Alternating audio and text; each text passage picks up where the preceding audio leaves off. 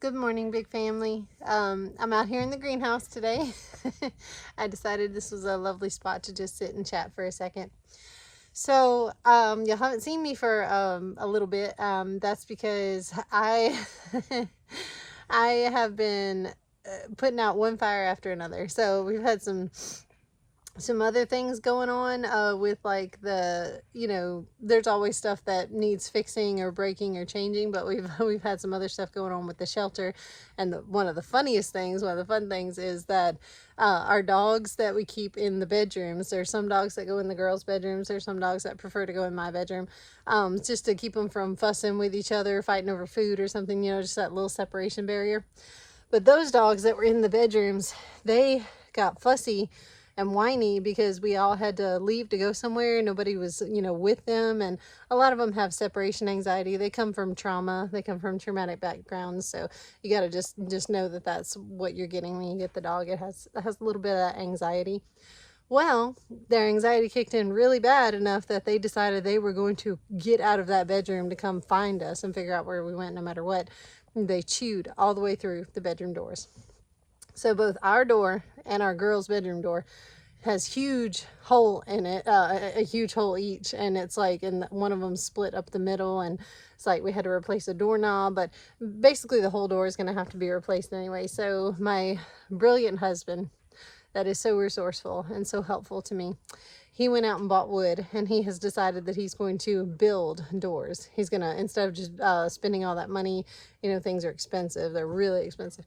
Instead of spending all that money to buy new doors and try to hang them and then have the doors just be chewed through again by the dogs, because eventually they figured out they can do it once and they're going to do it again whenever we go to the store or something. So instead of getting a hollow door that's hollow in the middle and the dogs are just going to bust through that again, he's going to build a solid door out of 2x4s and out of wood that is going to be much harder to break through or chew through. So I think that's gonna be the way to go. So he just had that genius idea, and I was like, go for it, baby.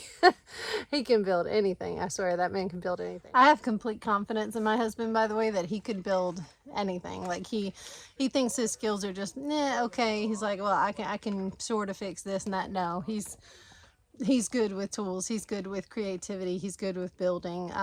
I'm convinced that if we needed to somehow build like an emergency shelter, if he somehow had to build a house or a structure for us to live in, if we had to take shelter, he could absolutely build that. Like, he's one of those guys that can go out with like a matchbox and a toothpick and come back with a mini mall. Like, he's one of those guys that just, I don't know, he works magic. I always tell him he's magic all the time. I praise my husband so much and so often because he figures it out. He may not be taught in it, he may not be educated in it, may have not taken any classes, may have not had any tutoring or apprenticeship or whatever, but he can research the heck out of something and he can find the right tools and he can figure it out. I need XYZ, how do I get from point A to point B? He can figure that out. And I'm not that type of person that is that functionally inclined, mechanically inclined. I don't do common sense all that well. I know that sounds bad. For some people, common sense comes so easy, it just flows naturally. Oh, this is how you would do this, or this is how you would put this together. Instructions come in a box, and I struggle with it. Common sense is a learned skill for me. It's something that I had to develop and learn over time. It was not something that came naturally to me. So I praise the talents of my wonderful partner and husband all the time. By the way, those of you who know my daughter Avery and been following her and her succulents and the things that she keeps hidden in the greenhouse and tucked into little corners and stuff, she has been propagating baby succulents, and she's been spreading her beautiful succulents and just helping them along, especially in the time of winter. We have to gather things and we have to protect them from the cold. We have to make sure they make it, but she's been making sure things live in here, and they are beautiful. Her succulents are all just lovely. There's that sneaky little piece of apple mint that made its way into this garden bed with all these weeds and other plants that I have to drag out of here, but apple mint will try to infiltrate and take over. So I'm okay with that. And so is Wes. He's like, just let it fill the whole bed. It's okay. It'll smell like apple mint. But I don't want it to choke out any other plants that I plan on planting in here. But if it did grow as like a ground cover apple mint field in here and I had to tear some out or make a spot to plant what I wanted to plant in here, I'm not sad about that. I'm okay with that. I can share with the apple mint. And of course these all have names, but they have such complicated names that I can't really remember them. I think this is some kind of sedum, but and all of this needs water, of course.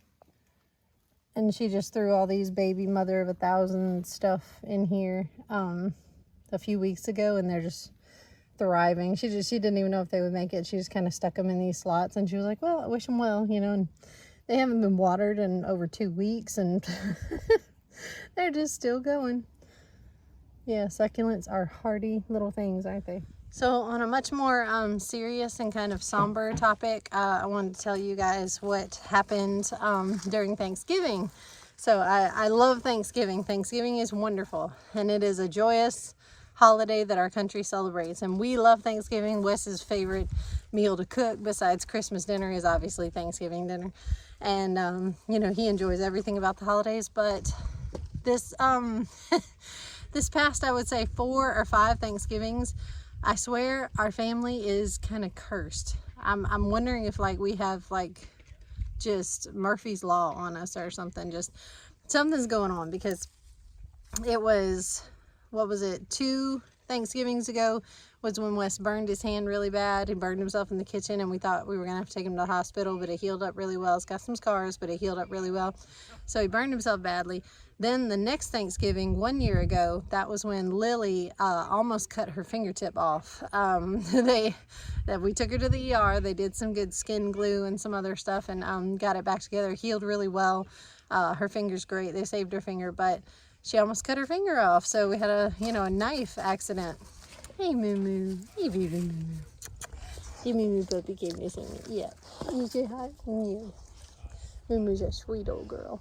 This is the dog that's 9 years old, by the way. The one that is the maternal mother of the group. She's got hound in her. She's a big old hound dog, but she's got gray around the muzzle, as y'all can see, and she's over 9. We don't know how much over 9, but they said she's over 9, and she's very, very chill, very slow. This is as active as she gets, walking around, wagging her tail, sniffing and licking on everything. Good old Moo Moo trotting around the yard. And of course, there's Biscuit roaming around here. Hey, oh, Jackie, you came to see me, Jackie Boo. Jackie Boo got let out for her afternoon potty. Oh, Jackie. Oh, gosh. Oh, gosh. Jackie, my face is wet now. Okay. Jackie is one of the dogs that I was telling you about with the anxiety. Jackie has severe separation anxiety, and she cries and howls and tears through things if she cannot get to you. She has to be with you. When I say with you, I mean on top of you. She has to be hugging her paws around you, kissing you in your face. You have to hold her like a baby.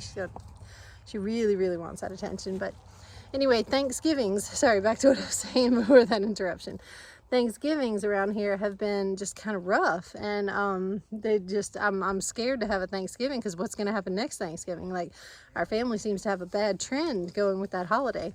Well, this Thanksgiving, the bad thing that happened, I was waiting on it. I was like, it's Thanksgiving, something bad is going to happen, right? I felt it. I was like, something bad's coming. This Thanksgiving, our oldest daughter, Sarah, after she had left our home, after she came and enjoyed Thanksgiving with us, after she left our home and was headed home to her house and driving, she was in a car accident. Our oldest daughter got hit by someone who was speeding through town, and she was in a car wreck. Now, she is okay, I promise. Nobody panic. Nobody start speed dialing us or emailing us, or, nobody jump off their couch at that, okay? It's okay. Calm down. She is okay. She hit her head really hard when they slammed into her. They hit her. Like I said, they were speeding. They kind of came out of nowhere at her, and she whacked her head against the side of the car, wrenched her neck pretty good, and she had a mild concussion. But I was in the ER with her until 4:30. Didn't get in bed till like 5 a.m. It was a really long, really late night in the ER. Scared us pretty bad, shook us up. That's the call you never want to get. As you're laying in bed eating a bowl of ice cream, trying to watch a Christmas show or something with your partner, and you get a phone call saying that y'all's daughter has been an accident. That's not the late night phone call that you want to get. That was scary. It was really scary. I've had a few of those. I think I chalk that up to why I respond so well, because her boyfriend and some others that were in the hospital in the ER with me, they were asking me why I was so calm. And they're like, how are you handling this so well? Why are you so calm? And I said, really, I think the only reason I can use for that is that I've experienced it enough times. I've been through it enough. You just develop this sense of, okay, this is happening. This is what we're going to do about it. You kind of get with the program. You do what needs to be done, and you panic later and you fall apart later. So that's kind of the skill I had to develop with that. I've had a few calls with a few of my kids over the years of, we're taking your kids to the hospital, and I wasn't there. I think I've told you all that story before. I wasn't there with my kids when they were younger because I was flying out to see Wes that was in the military, and I hadn't seen him for like 6 months, and I was getting on a plane and I was going to go see my husband and get to visit him, and I had left the kids with a sitter. Well, when I landed fresh off the plane, I get that phone call, that dreaded phone call, saying that one of my babies had a whoops on a trampoline and they're taking her to the hospital. And just the thought, I can't leave you guys alone for a second, can I? Just that thought went through my head, like, what now? But I've had lots of calls over the years, family members and friends, that it just, I was the one they called when they're like, this just happened, I need you to get here now, I need your help. So I just go into emergency mode.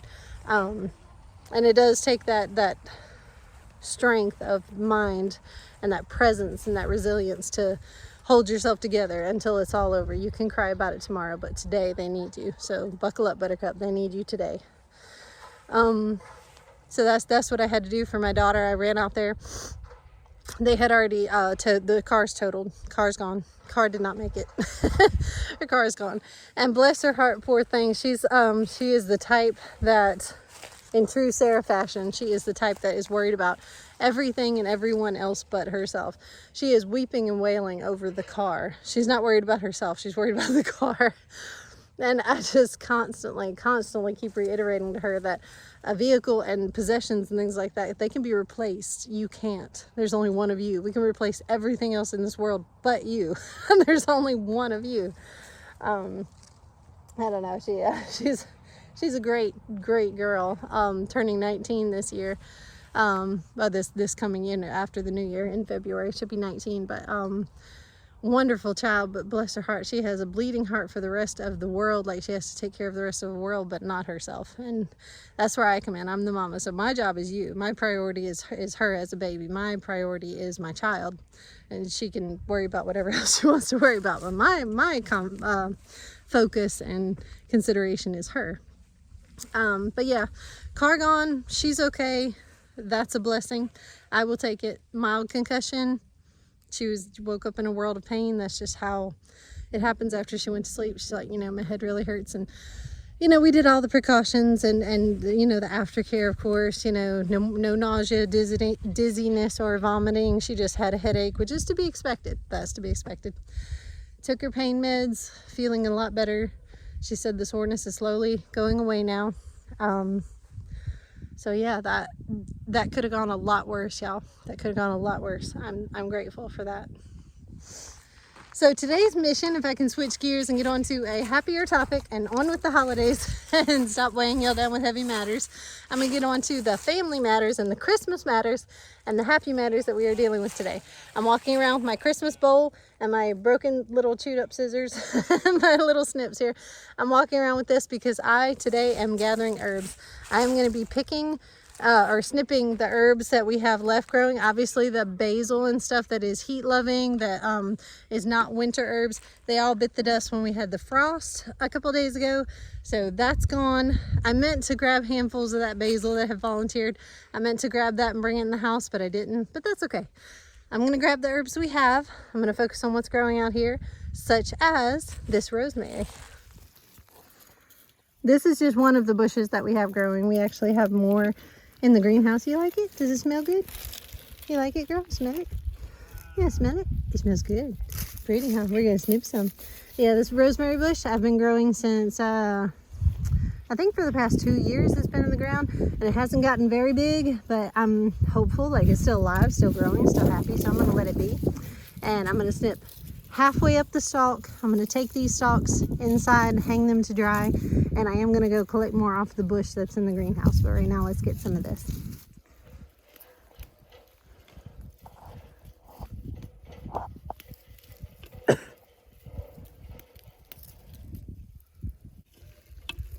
All right, that's a good healthy cutting. Yeah, I like that amount. And then we're gonna go get some more from the other bush. So here's the slightly bigger bush that we have in the greenhouse. I've shown a lot of this, I think, to you guys. This has been here, oh, I know, a good year, probably 2. And it likes it here in the greenhouse, but it needs to be trimmed more. I need to take from it more because herbs like to be cut, you know, and trimmed and used. But we're trimming it now. We're gonna hang some.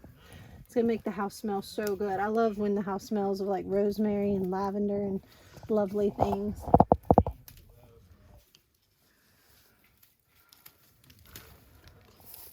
Jackie, you don't need to help me. Jackie really likes the smell of this rosemary. Thank goodness she doesn't eat it. She just smells it and walks on, but she loves the smell of it. I love the smell of it too. She does love the smell of it. So this is our Spanish lavender bush that I've shown y'all several times in my garden walk videos and stuff. This Spanish lavender started out like that big. It was a little spriggy thing, and I put it in the ground and it has just become a bush. Now, it is Spanish lavender, so it prefers the warmer weather, not the colder weather. So as the frost is coming in, it's starting to die back, and it's not going to be as pretty, and it's, you know, going to go into its dormant season or whatever. So it is time for me to grab some of this and cut some of this. I haven't cut it. I haven't taken any cuttings from this in probably 6 months. It's been a while, so I need some lavender hanging in my kitchen, so let's get some lavender. Hi, I'm the cameraman for today. And what a good cameraman you are, baby. Thank you.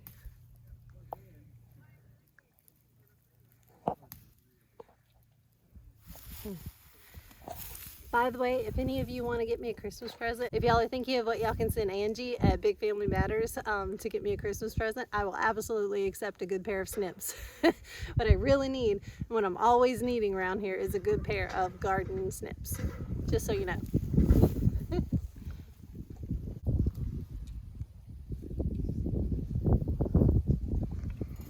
And I'm sorry the sun is like blaring right down on me, guys. It's like it's shining right at me. It's a very, very sunny morning today. So another thing I'm going to take advantage of while I can is this oregano. I had actually forgotten, I kind of forgot about it.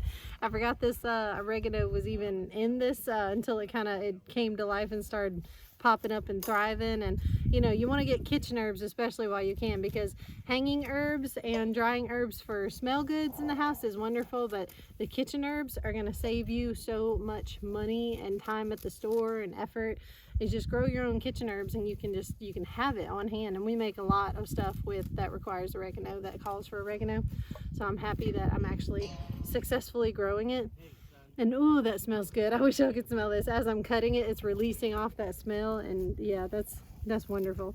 Oregano is super healthy for you too, so I don't mind at all. I'm just glad whatever I did to it made it work and made it last, and it didn't die on me, and it is absolutely coming on back. So that's wonderful. I'm gonna get it while the getting's good.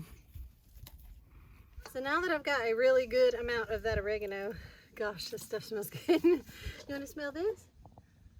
Oh, she's just as impressed by the oregano. That is so good, huh, baby? So now that I got a good size of that, I'm probably gonna have to go back and get another bowl or put this out and put it somewhere safe and come fill it back up, because I have catnip and I have the spearmint. So I planted spearmint and catnip, and all the stuff that I planted just I've been slacking, and I need to get it, because when you forget about herbs or leave them alone for a while, this is what happens. When you start slacking, they will let you know, because they grow out of control. These are also super healthy for you. If you go to a friend of mine, Tracy Britnell's channel, it's Just Dig It Farms. She is the herb master, and she calls herself a student, and she doesn't claim to be a master, but that woman knows more about herbs than I ever will. And she's kind of like my mentor. She's the one I've been following to know about herbs and what they do for you. But if you're interested in something like that, learning about herbs, finding out how to grow them and how to use them and what they do for your body. She does all of that.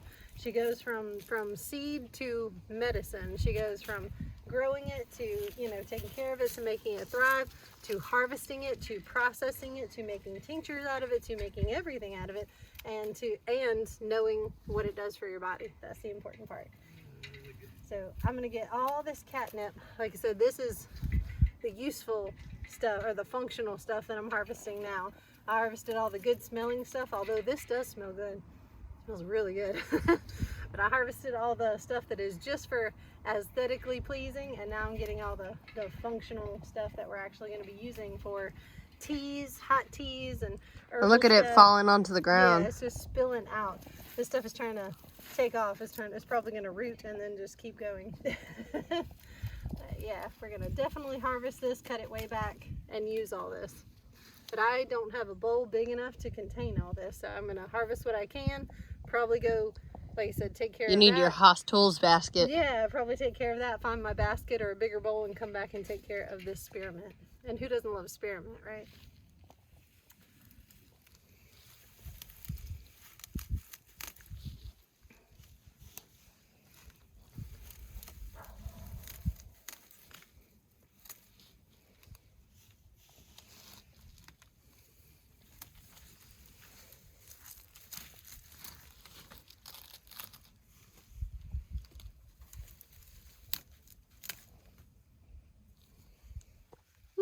I underestimated how much I was going to get. It's fallen everywhere. Let me get this inside, y'all.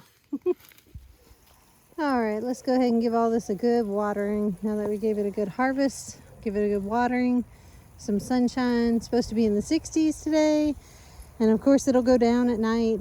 But this is prime cool weather in between, you know, fallish and winterish weather.